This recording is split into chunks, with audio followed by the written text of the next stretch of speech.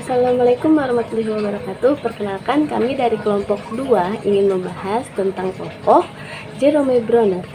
Nah, Jerome Bruner ini lahir pada tanggal 1 Oktober 1915. Ia menerima gelar sarjana di bidang psikologi pada tahun 1937 dari Duke University. Nah, lalu Bruner ini melanjutkan pendidikan untuk mendapat gelar master di bidang psikologi pada tahun 1939. Kemudian gelar doktor pada tahun 1941 dari Harvard University. Bruner ini telah diberikan gelar doktor kehormatan dari Yale dan juga Columbia, serta perguruan tinggi dan universitas di lokasi seperti Sorbonne, Berlin, dan juga Roma. Dan ia merupakan anggota dari American Academy of Art dan juga ilmu pengetahuan. Dan daripada itu, Jerome Bruner ini adalah salah satu tokoh kunci dalam yang disebut sebagai revolusi kognitivisme. Kenapa dikatakan tersebut? Karena eksistensinya dalam bidang pendidikan ini telah memberikan banyak pengaruh besar dalam proses pembelajaran. Bruner ini mengakui bahwa kunci belajar adalah untuk mempertahankan dan mentransformasikan informasi secara aktif yang didapatkan oleh peserta didik. Kemudian dari pernyataan di atas dapat disimpulkan bahwa belajar merupakan suatu kegiatan yang disengaja yang bertujuan untuk mencapai suatu kecakapan, kepandaian yang dapat digunakan dalam kehidupan sehari-hari dan juga proses pembelajaran. Nah, selanjutnya itu ada 4 tema pendidikan yang dimiliki oleh Jerome Bruner yang selalu ia soroti demi pengembangan peserta didik. Yang pertama itu struktur pengetahuan, kedua kesiapan readiness untuk belajar, lalu yang ketiga ada nilai intuisi dalam belajar, yang keempat motivasi keinginan untuk belajar. Nah, yang dimana struktur pengetahuan ini dipandang penting bagi peserta didik karena apa? Karena akan memberikan dorongan untuk melihat fakta-fakta yang kelihatannya tidak ada hubungannya, tetapi dapat dihubungkan antara satu dengan yang lainnya. Lalu yang kedua itu adalah kesiapan atau readiness untuk belajar. Kesiapan belajar ini juga dapat dikatakan sangat penting atau urgent dalam proses pendidikan, yang mana kesiapan belajar ini terdiri dari penguasaan keterampilan yang lebih luas untuk diketahui oleh peserta didik. Lalu yang ketiga ada nilai intuisi dalam belajar. Nilai intuisi dalam belajar ini akan dapat merumuskan teknik-teknik intelektual dalam belajar untuk sampai pokok-pokok tentatif. Lalu yang keempat ada motivasi atau keinginan untuk belajar, yang mana dengan adanya motivasi belajar diharapkan untuk menanamkan rasa ingin tahu untuk meningkatkan legalitas dalam proses pembelajaran peserta didik.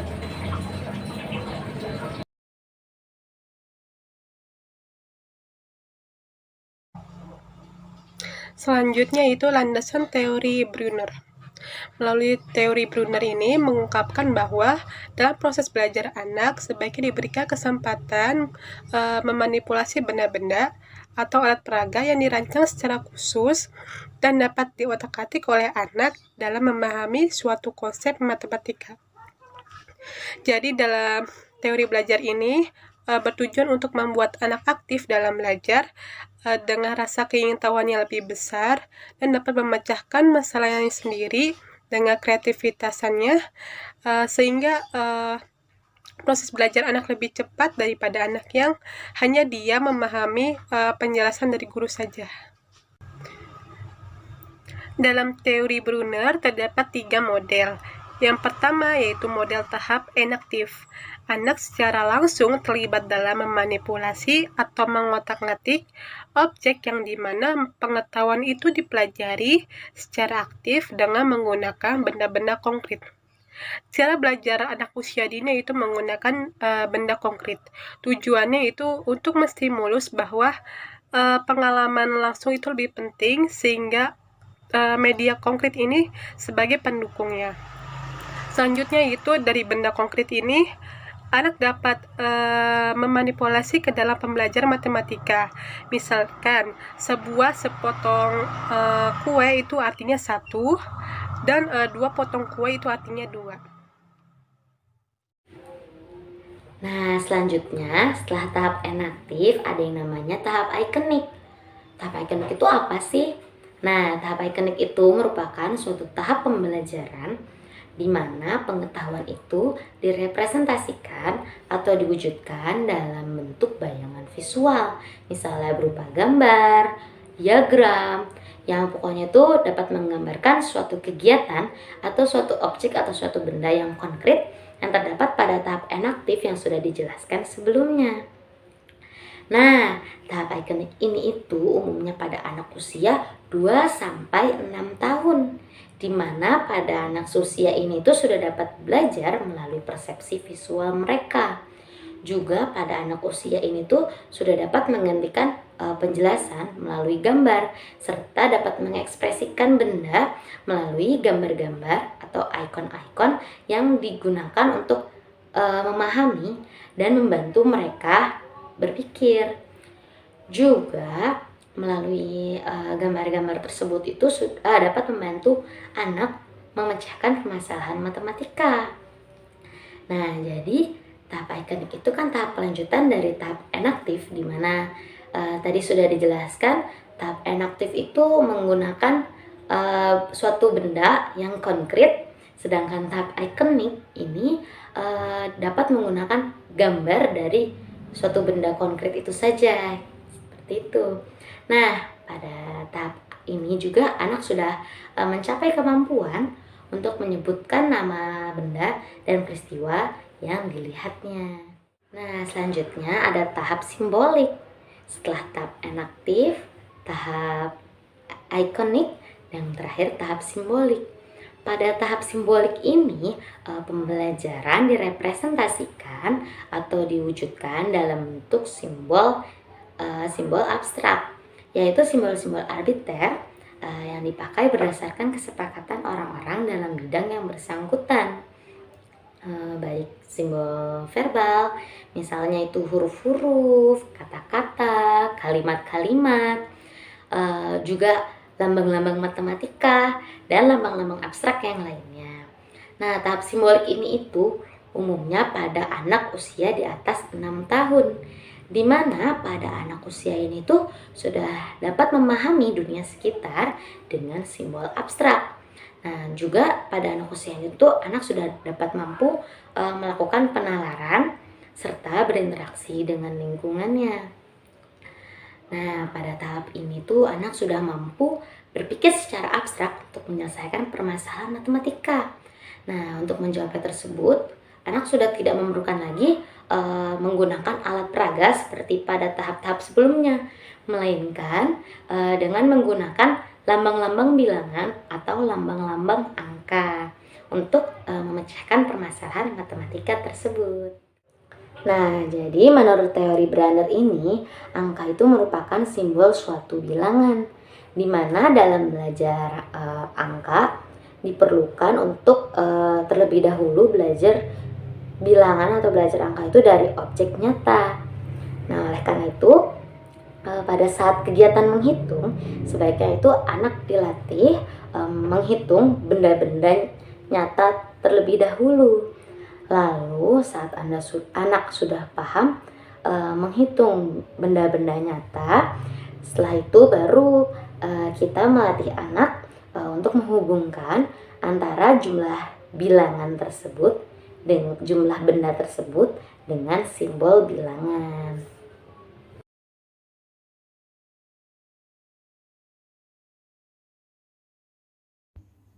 Menurut Raharjo dalam Kemendikbud tahun 2012 bahwa SD kelas awal yaitu SD kelas 1, 2, dan 3, pengertian atau konsep yang jelas diterima tentang penjumlahan adalah kumpulan dua buah benda yang digabung menjadi satu. Dari peragaan melalui beberapa gambar atau dari beberapa benda konkret, siswa akan melihat pola atau kecenderungan tertentu sehingga mereka akan menyimpulkan sendiri dalam pikirannya bahwa ditambah sama dengan digabung. Dan akibat dari ditambah atau digabung tersebut adalah hasilnya akan menjadi lebih banyak. Nah, berikut adalah contoh penerapan pembelajaran matematika berdasarkan teori Jerome Bruner.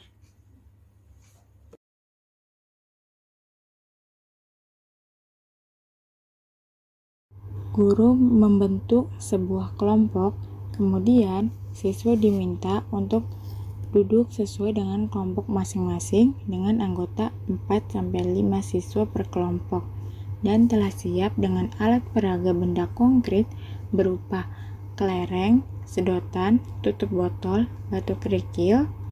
Kemudian diminta untuk memperhatikan guru membacakan soal cerita dan melakukan kegiatan-kegiatan yang nanti akan diperintahkan oleh guru. Guru dapat membacakan soal cerita sederhana tentang penjumlahan, misalnya Amir memiliki 3 buah kelereng dan Joni memiliki 5 buah kelereng. Bila kelereng milik Amir dan kelereng milik Joni itu digabung, berapa banyak kelereng setelah digabung? Guru mengibaratkan satu kelompok sebagai Amir yang memiliki 3 buah kelereng dan kelompok yang lain diibaratkan Joni yang memiliki 5 buah kelereng. Kemudian, guru akan bertanya kepada masing-masing kelompok, jika kedua kelompok kelereng milik Amir dan milik Joni itu digabung, hasilnya ada berapa buah kelereng? Ayo coba, ada berapa kelereng hasil gabungannya? Setelah anak mengetahui hasil dari gabungan kelereng tersebut, guru meminta salah satu kelompok untuk menunjukkan atau mempresentasikan di depan kelas tentang bagaimana proses pengelompokan masing-masing kelereng milik Amir dan milik Joni, cara menggabungkan keduanya, serta proses membilangnya. Sedangkan kelompok lain diminta untuk memperhatikan serta menanggapinya apabila diperlukan. Guru dapat memberikan penjelasan kepada siswa bahwa yang barusan dilakukan adalah penjumlahan 2 angka. Guru juga dapat menuliskannya di papan tulis dengan bilangan atau dengan simbol seperti 3 ditambah 5 sama dengan 8. Guru dapat memberikan 2 atau 3 contoh soal cerita sederhana yang sejenis dengan menggunakan alat peraga yang telah disiapkan sebelumnya dengan kata kunci digabung. Kemudian dilakukan dengan proses yang sama dengan proses yang telah anak lakukan sebelumnya, sehingga anak memiliki gambaran yang konkret tentang arti dan proses bagaimana cara menjumlah 2 bilangan.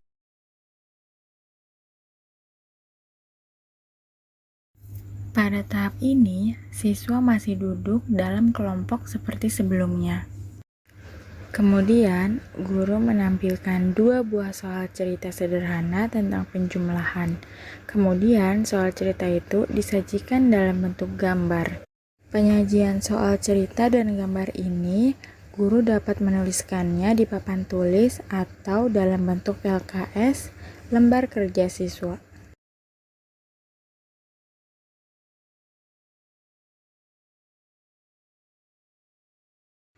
Selanjutnya, mintalah salah satu kelompok mempresentasikan di depan kelas tentang cara membilang dan mengisikan jawaban pada lembar kerja siswa. Sedangkan kelompok lain diminta untuk memperhatikan dan menanggapi bila diperlukan. Guru dapat menambahkan 4 atau 5 contoh soal cerita dan soal dalam bentuk gambar yang sejenis, sehingga anak memiliki gambaran kuat tentang arti dan proses penjumlahan.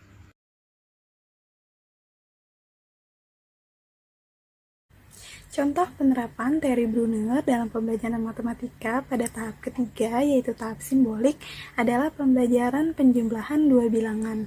Pada pembelajaran ini, yang pertama dilakukan adalah siswa berkelompok ataupun individu. Jadi guru bisa membagi siswa bekerja dalam kelompok ataupun individu. Yang kedua, siswa diminta mengerjakan soal-soal penjumlahan sederhana.